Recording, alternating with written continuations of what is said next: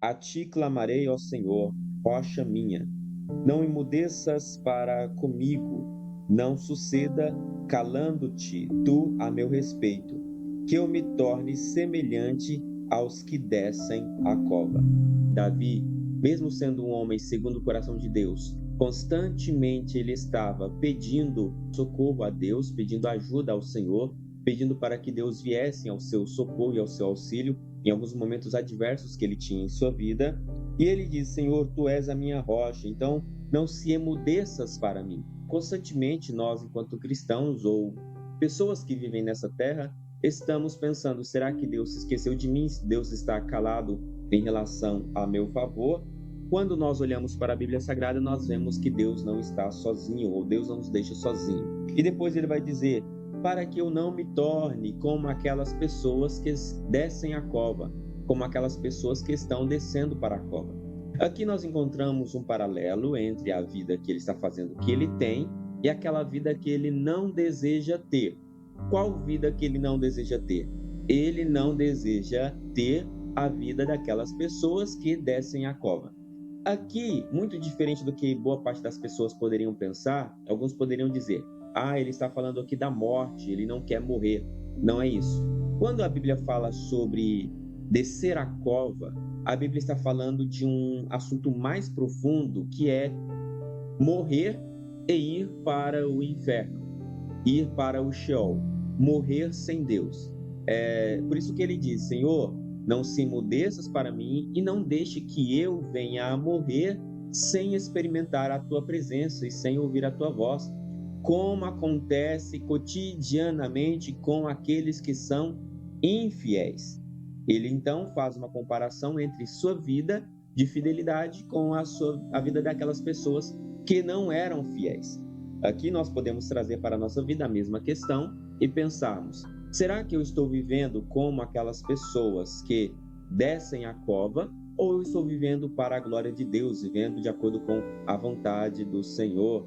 Verso de número 2: ouve a voz das minhas súplicas quando a ti clamar, quando levantar as minhas mãos para o oráculo do teu santuário. Davi vai colocar um outro elemento que ainda não tinha aparecido, que é oráculo e santuário. As duas questões, tanto o oráculo quanto o santuário, falam da casa de Deus ou do tabernáculo. Davi tinha o desejo de construir o tabernáculo, o templo para o Senhor, mas Deus não o permitiu.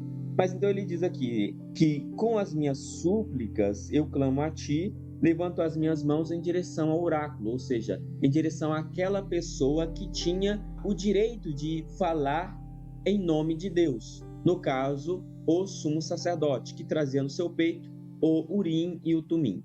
Nesse ponto, então, do verso de número 2, ele está falando especificamente de religião.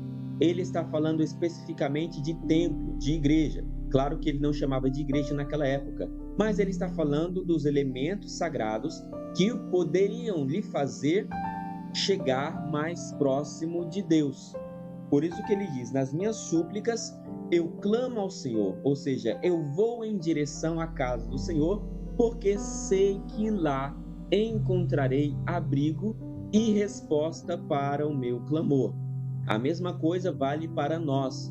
Por muitas vezes no nosso dia a dia, a gente continua caminhando e a gente fica chorando, e quando chega no momento do clamor, às vezes nós ficamos em casa, quando na verdade a gente deveria fazer o oposto. Nós deveríamos ir para a igreja, ir para a presença de Deus, ir buscar a face do Senhor, porque lá Deus tem homens e mulheres preparados para nos dar uma palavra de conforto, de auxílio, uma palavra de resposta em nosso coração. Sabemos que o mundo atual é um mundo extremamente terrível, e nas igrejas também existem pessoas terríveis que fazem coisas que não agradam a Deus, e por causa disso muitas pessoas têm deixado de frequentar a igreja e ficado em casa. É exatamente o que o diabo quer, que você se deixe levar por essas pessoas e passe a deixar de buscar a presença de Deus. Mas eu oro em casa. Ora não. Para de mentir para você. Para de mentir para mim também. Não ora não. A gente fica em casa e é mais confortável ficar no sofá do que ir para colocar os joelhos no chão e orar. É muito melhor você ficar assistindo um programa de TV do que você parar e assistir uma pregação. Talvez você esteja me assistindo aqui porque você estava rolando o TikTok e de repente apareceu a minha cara aqui. Aí você vai ficar aqui comigo até o ponto que lhe agradar. Depois que parou de te agradar, você vai embora. Isso não é buscar a Deus. Porque buscar a Deus é você ouvir tanto as coisas que você gosta, quanto as coisas que você não gosta.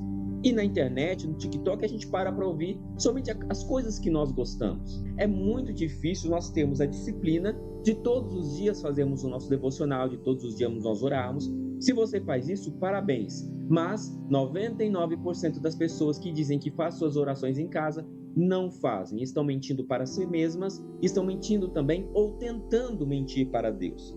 Nada como buscar a Deus no seu santo templo, na sua casa, na sua morada. Davi, que era um homem que buscava a Deus, ele dizia: alegrei-me quando me disseram, vamos à casa do Senhor. Eu tenho felicidade em estar na presença do Senhor. No verso de número 3 ele diz: não me arremesses com os ímpios e com os que praticam a iniquidade, que falam de paz ao seu próximo, mas têm o mal em seus corações. No verso de número 3, ele está ainda falando daquelas pessoas do verso 1 que estavam descendo a cova. E aqui ele vai explanar um pouquinho mais sobre quem é essas pessoas, ou quem são esses infiéis. Ele vai dizer que essas pessoas que são infiéis ou ímpios, eles praticam a iniquidade. Praticar a iniquidade é diferente de dizer a iniquidade. Praticar a iniquidade tem a ver com ações. Praticar a iniquidade tem a ver com aquilo que você age no mundo. E ele diz: existem pessoas que estão praticando a iniquidade. Essas mesmas pessoas, diz Davi, falam de paz ao seu próximo, mas têm o mal em seus corações. Davi então percebe que essas pessoas que praticam a iniquidade, elas são pessoas duplas e dúbias, porque elas dizem uma coisa, mas as suas ações são extremamente outras. E aqui nós somos chamados à atenção de um elemento importante, de que nós não podemos ser levados pelo que as outras pessoas estão dizendo. Nós devemos ser levados pelo que as outras pessoas fazem. Não adianta nada você dar atenção para o que uma pessoa diz, se o que ela expressa com suas ações é completamente diferente. Aí ele vai dizer: ah, não, faço o que eu digo, mas não faço o que eu faço. Pela Bíblia, nós temos que dar atenção tanto ao que você diz, quanto ao que você faz. Por isso que é impróprio eu, como um crente, estar numa igreja que o pastor rouba, que o pastor trai a esposa, que o pastor pega o dinheiro da igreja. Não faz coerência, por quê? Porque aquilo que ele está dizendo não é coerente com as suas ações. Davi diz aqui no verso de número 3 que essas pessoas são ímpias e essas pessoas estão descendo a cova. Essas pessoas estão descendo ao inferno. Celson Raul disse aqui: o que é iniquidade? Desculpa a ignorância. O Celson, não é uma pergunta irrelevante, é uma pergunta bem interessante. Iniquidade, eu vou tentar explicar com termos bíblicos, tá? Você já viu no texto bíblico aquela expressão de cauterizar a mente? O que é cauterizar a mente? Quando você faz um pecado, a sua mente ou a sua consciência acusa de que aquilo é pecado. Quando você não dá atenção para essa palavrinha que está no seu ouvido e continua praticando aquilo, a sua mente vai ficar cauterizada. A sua mente vai ficar acostumada com o pecado. Logo, ela não vai acusar mais você quando você fizer aquilo. A iniquidade tem a ver com isso, com a cauterização da mente em relação à maldade. Pessoas que agem na maldade, fazem a maldade para o próximo e acham que isso é virtude, e acham que isso é bom. Isso é iniquidade. Quer um exemplo? Um político que rouba dinheiro da merenda escolar, que rouba o dinheiro dos velhinhos, e porque ele asfaltou a avenida da sua cidade, ele acha que está tudo certo. O que é isso? é uma pessoa que está agindo na iniquidade. É uma pessoa que está agindo na maldade. Sua mente está cauterizada para o bem. Ele não consegue mais diferenciar o que é bem do que é mal. Outro exemplo de uma pessoa que tem uma mente iníqua, que tem uma mente cauterizada, um vendedor de carros. Ele está tão acostumado a falar mentiras, dizendo que o carro é bom, de que o carro é ótimo, sendo que o carro está com o motor quase fundindo, que ele acha que ele está fazendo uma coisa boa. Ele acha que ele está, por estar levando dinheiro para dentro de casa, que isso é legal, que isso é ótimo, que ele pode continuar mentindo para as pessoas. Isso é ter a mente iníqua, isso é ter a mente cauterizada. Perceba que sempre tem a ver essa questão da iniquidade com as ações também. Uma coisa é aquilo que você reflete sobre o mundo e outra coisa é o que você pratica. O grande mal que nós encontramos na Bíblia Sagrada do pecado está sempre relacionado às ações, está sempre relacionado àquilo que nós fazemos dia após dia. Verso de número 4. Retribui-lhes segundo as suas obras e segundo a malícia dos seus esforços. Dá-lhes conforme a obra das suas mãos. Envia-lhes a sua recompensa. Aqui, irmãos, encontramos essa parte muito presente da recompensa e das obras. Nos tempos atuais, vigora-se constantemente essa ideia de que Deus quer apenas o seu coração, que você pode viver da forma que você quer, que tanto faz, porque Deus não liga para o que você faz ou para como você vive. Essa mensagem é uma mensagem diabólica. Essa mensagem não é uma mensagem bíblica, porque quando nós olhamos para a Bíblia, o que Deus se importa e que Deus está preocupado é exatamente com as suas ações, com que você se torne uma nova pessoa, uma nova criatura, que as coisas que você outrora fazia, você não faz mais, por quê? Porque você vive agora com Deus. Então, no verso de número 5, ele vai dizer, porquanto não atentam para as obras do Senhor. Quem que não atenta para as obras do Senhor? Esse ímpio, essa pessoa que está com maldade em seus corações. Então, desde o verso de número 3, ele focou nesse ímpio e ele está descrevendo esse ímpio para quê? Para que a prática desse ímpio não seja a sua mesma prática, não seja a prática que ele está fazendo. Que haja, então, uma diferenciação entre ele e a vida desse ímpio. Nem para as mãos, as suas mãos tem feito, pelo que eles os derribará e não reedificará. Então, essa pessoa que tem praticado a maldade, Deus está contra ela e ela finalmente será derrubada e Deus não vai edificá-la, Deus não vai reerguê-la. Jeremias, o profeta Jeremias, alguns anos depois, ele vai usar o Salmo de número 28, principalmente nos seus textos de lamentações. Por quê? Porque ele vai dizer o seguinte, que aquelas pessoas, no caso o povo babilônico, que estava derrotando Jerusalém, essas pessoas seriam derrubadas e não mais seriam reedificadas. O povo de Deus, mesmo caindo, eles seriam reedificados, eles ressurgiriam, mas os ímpios, quando caíssem, não haveria ninguém que pudesse estender as mãos para eles e os reedificar. Essa profecia de Jeremias, ela se cumpriu muitos anos depois. Por quê? Porque nós vemos que Israel caiu, mas ele foi reerguido. Deus reergueu Israel novamente, 70 anos depois, com a vinda do rei Ciro. Nós vemos depois, em vários outros momentos da história, Israel caindo e se levantando. A mesma coisa com a igreja.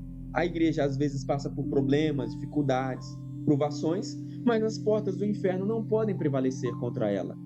Diferente daquelas pessoas que são ímpias, daquelas pessoas que são más. Quando elas caem, ninguém mais pode reerguê-las. Observem isso. Veja as nações ímpias que caíram. A Babilônia, vários outros países, várias outras terras que agiram com maldade. Não se reergueram. Por quê? Porque quando Deus abate, ninguém mais pode levantar.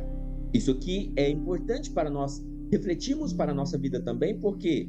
Porque às vezes, quando você constrói o seu castelo com base na iniquidade, você pensa que você está seguro, que você está segura.